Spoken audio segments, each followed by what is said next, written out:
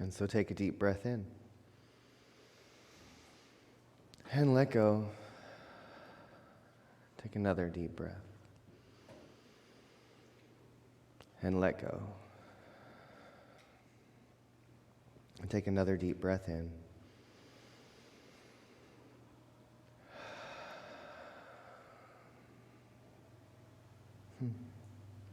And so, good morning.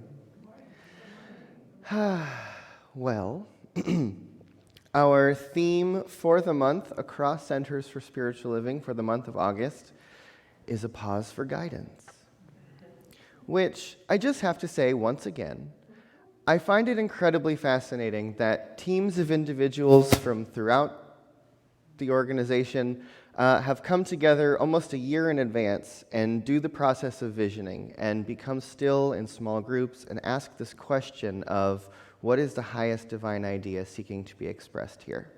What is it that is the greatest thing for us to focus on?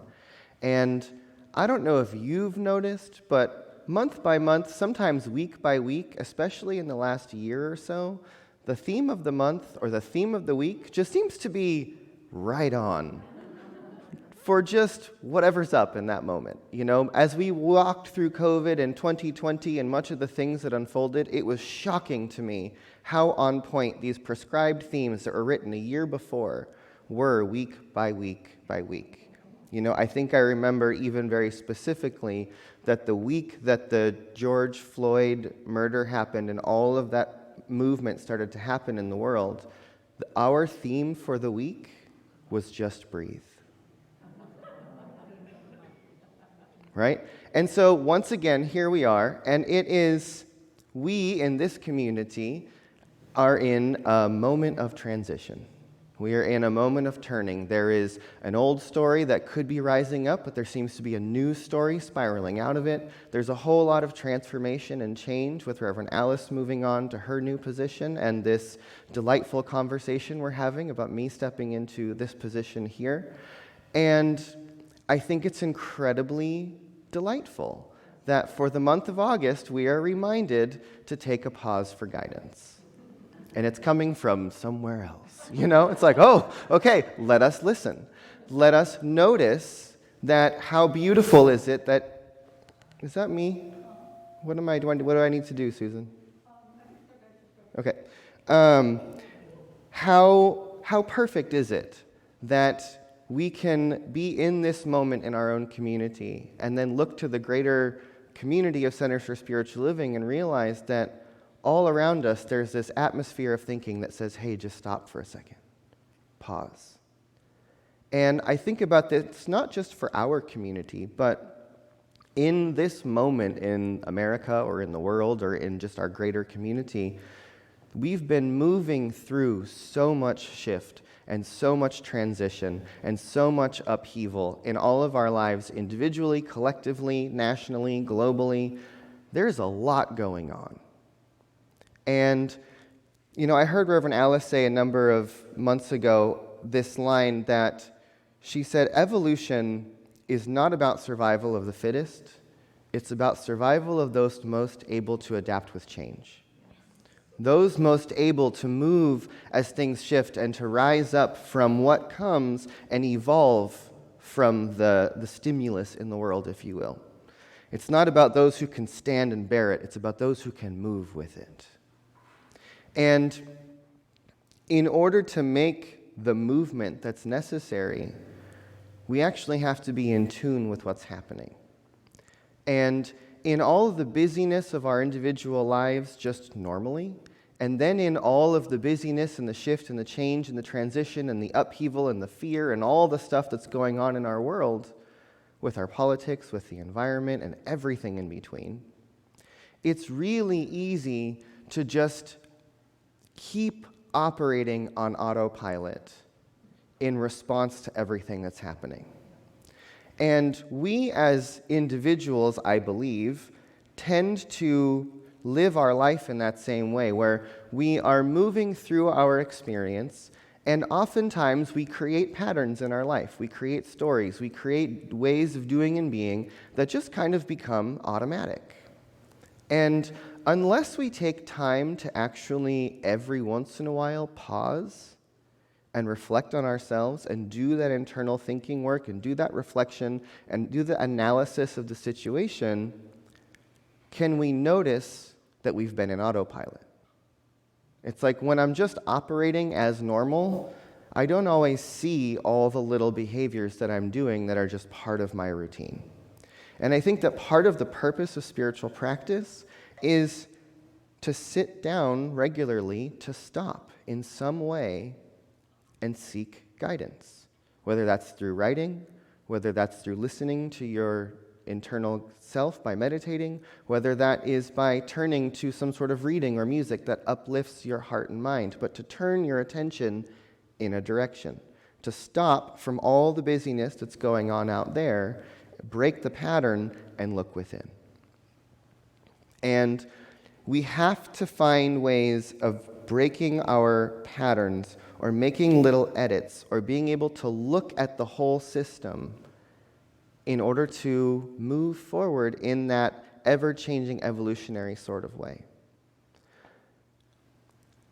It's really easy to respond to the world and respond to life and respond to people and respond to change just based on our automatic programming. We do it every day. Someone cuts us off in traffic. Someone says something in a grocery store. Some politician says something on the television. And there's a part of us that's just automatic response to whatever that is. And we can live in automatic response. We can. Many of us are doing it right now. Much of the world is doing it right now. But is that moving us in an evolutionary direction? Is that living in automatic response moving us constantly towards becoming a better version of ourselves, becoming a better version of ourselves individually, as a community, as a collective, as a society, as a world? And I think that what we are seeing in our world is a whole lot of people running on autopilot. And we live in a society where our media and our politics and our advertising and all of the big influences out there, if you will, all target our emotions.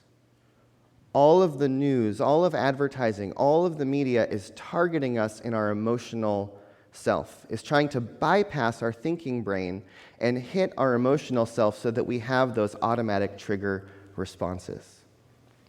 And that is, I think, much of what we're seeing in the world. And you know, I think back to even the Capitol riots in January, and I think, yeah, this is, people's thinking minds have been hijacked. The people have been hit at an emotional place so that they react, and make choices from that place of reaction. And oftentimes, in very subtle ways, we are all doing that all the time. We are just in reaction mode. Unless we take time to pause and seek guidance. And that's first has to be internal. That we have to find space to turn off the TV, to unplug the phone, to sit down, to be quiet, to listen. You know, in the last week, as I've been in the contemplation for myself of all of the changes that are happening here for me and this community, I have spent countless hours in the last week sitting alone quietly in this building or on this property. I was in this room for like 2 hours the other day just staring at the walls, you know, sitting in the back corner of the garden just listening, walking around the property just looking and listening, thinking of the last 5 years that I've been part of this community and the stories and the history and what I know of this place and what I dream of this place. And instead of rushing in and thinking, oh, there's all these meetings we have to have, and there's all this information I need to know, and there's all these people I have to talk to, and there's all the things that have to happen, which are all very important. But we could all just rush into this transition and say, we have to make sure all these boxes are checked and all these things are taken care of, and just move through it. Or we can take the time and stop and look and listen. To be in the space, to feel what is here, to feel what wants to be here, to feel who is here, to feel who wants to be here. And there's been the more I sit in the stillness of this place, physically here, the more I feel like there is a vision, there's a potential, there's an idea, there's a buzzing energy that's like in the walls screaming at me, But if we weren't willing to listen, we might miss it, And you've heard me talk, if you've been around for a while, you probably heard me talk at some point about the default mode network, that there's a whole series of brain functions in each one of in our brains that is sort of the programming that gives you the reality you expect.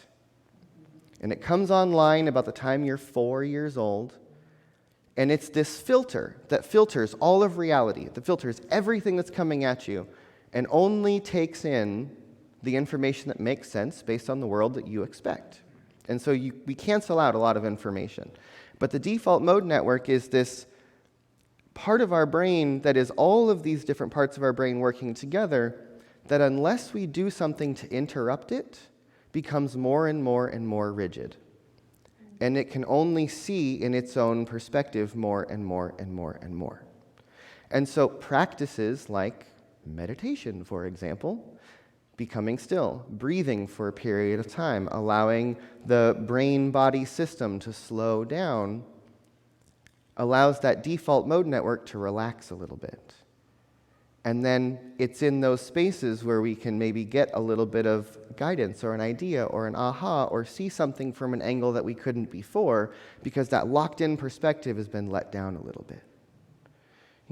Throughout history and across culture, many, many, many communities across the planet have had all kinds of rituals and ceremonies in place in order to bring the community together and as a group go into a mental space that shifts that default mode network activity so that the whole community has the ability to look at things in a new way, to problem solve differently. And I think that that's the purpose of coming together in spiritual community and ritual and ceremony, is to come together and be in a space where we can slow down enough and break out of the rigid rhythms of thinking that we are all constantly creating that require us to slow down enough to just hear through them a little bit. I think it's Mary Baker Eddy, one of the early founders of New Thought, who gives this example of the muddy windows. That you're looking out through a window, and over the course of your life, all the activity, all the busyness, all the excitement of your life is splashing around, and little bits of mud and dust get on the window. And we're trying to look out through it and see things as they are. But unless you have a practice of regularly going out and scrubbing off the windows, you're looking through all of the splatter of your experience. Right? And we have to clear that out so we can see clearly. We have to take the time to make it a priority for ourselves to be able to hear ourselves.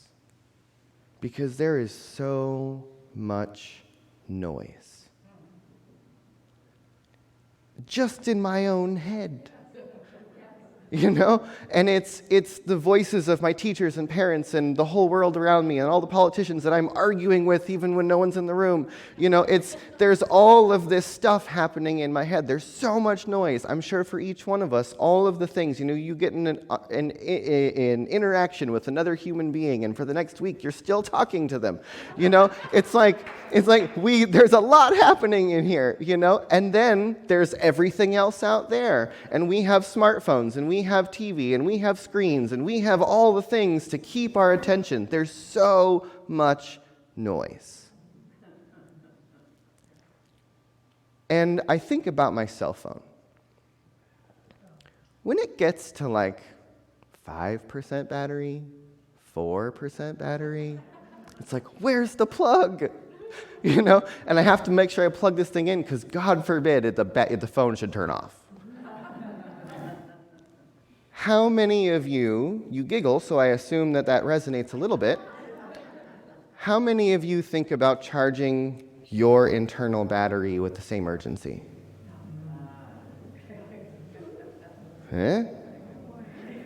How are you aware of yourself enough that when you start to notice that my energy is drained, that my perspective is shifting, that I'm feeling really rigid, that I'm a little overwhelmed, that I'm still talking to that person who left the room a week ago, whatever it is, do you notice that when you are being drained, do you have the same urgency to plug yourself back in?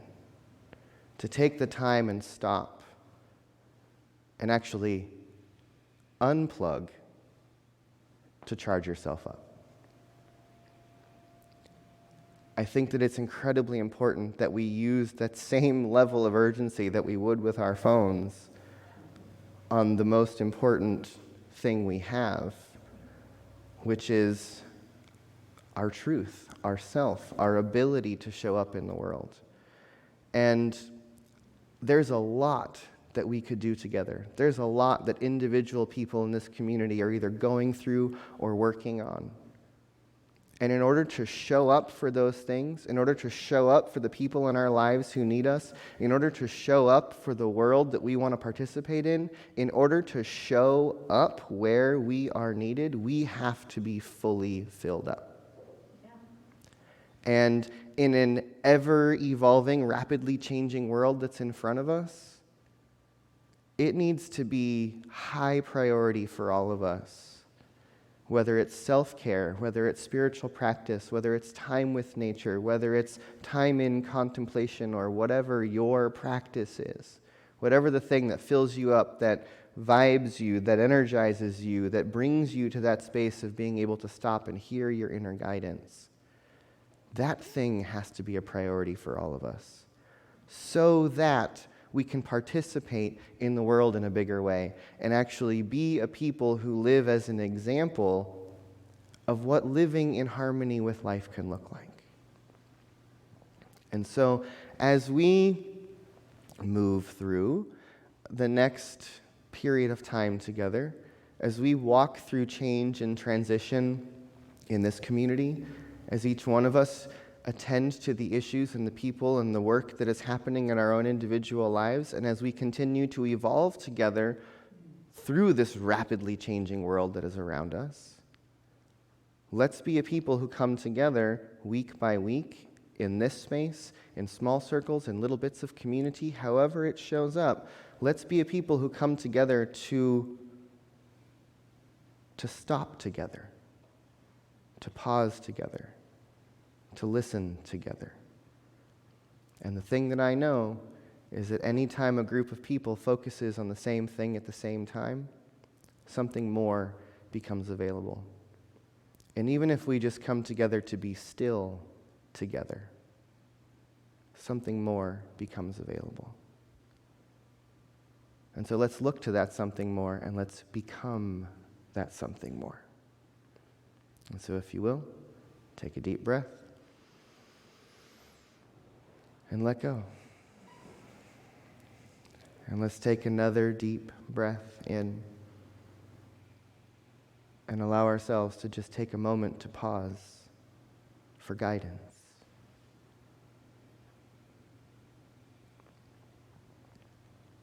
As we remember that there is indeed a presence, a power, a consciousness, a life force that is available to us. That there is a seamless presence that is the being that is interwoven into every aspect of existence. It is the subtle ground of being. It is this thing that I call God. It is consciousness. It is our higher self. It is the truth.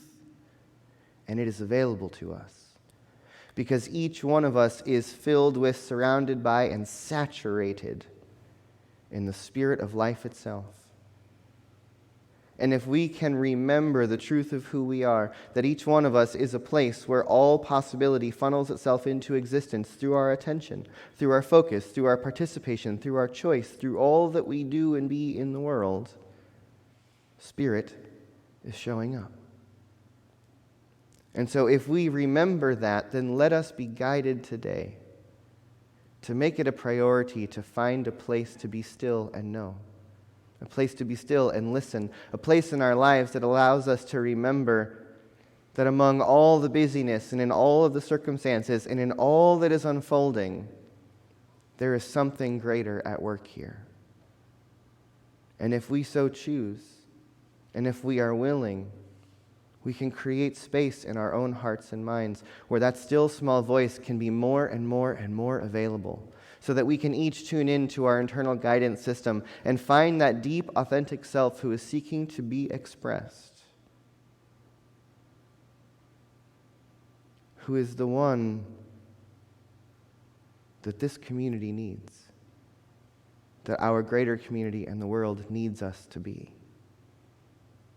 Because in all that is shifting and changing, what the world needs right now are people who are grounded, who are connected to the truth, and open to possibility.